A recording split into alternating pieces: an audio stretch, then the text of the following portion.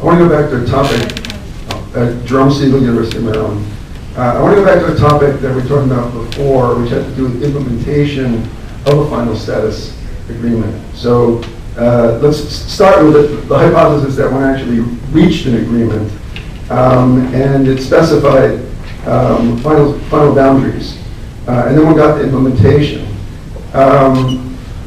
What strikes me is that one of the easiest places, in principle, to start, but then it runs into the political problem, on implementing staying on the ground and territory is Gaza. Because the Israelis have already pulled out of Gaza, we've got no military in there, and we've got no settlements in there. What we really have is a blockade. Once the blockade is lifted, actually, air, land, and sea, you have a state. So what if, as part of a final status agreement, Israel offers that as soon as a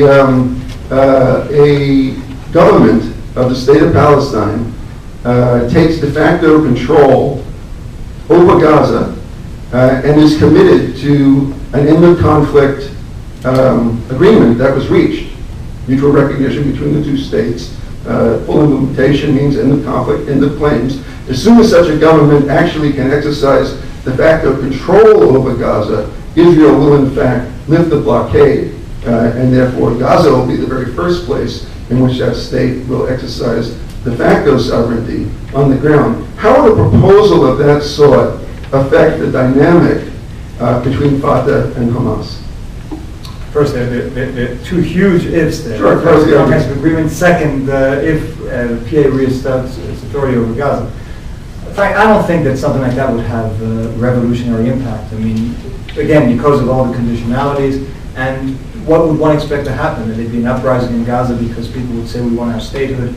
You know, at this point, I think, you know, the internal Palestinian dynamics are going to be resolved by internal Palestinian actors and through internal Palestinian give and take.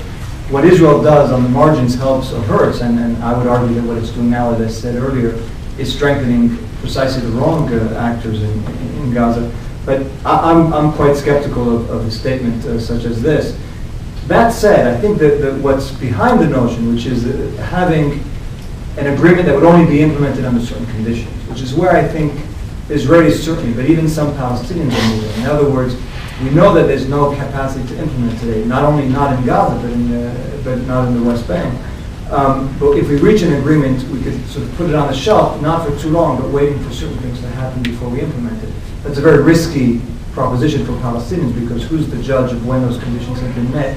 But I think it is where many people are going these days. Those who are skeptical about Palestinian capacity are saying, nonetheless, you can reach an agreement, but only implement it once certain steps have been taken. Yeah, in terms of conditionality, I think it's dangerous to have such broad conditionality. And definitely there are things that can be done in terms of implementing Golden States Agreement in the West Bank and other aspects in Jerusalem that one should not hold hostage to whatever happens in Gaza. I also agree with Rob. Ultimately, what happens in Gaza is a result of a political dialogue between the Palestinians and between Hamas and Fatah.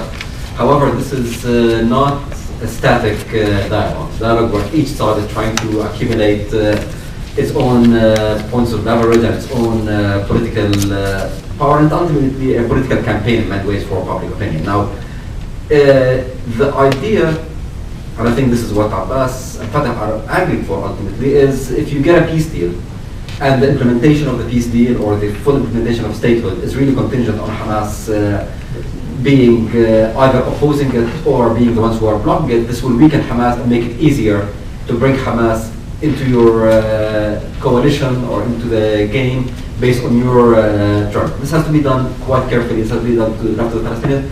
And I would not really advise do it in a way that is too blunt. One puts things there and you leave it to the Palestinians to spin it the way they need to spin it to respond to their orchestra.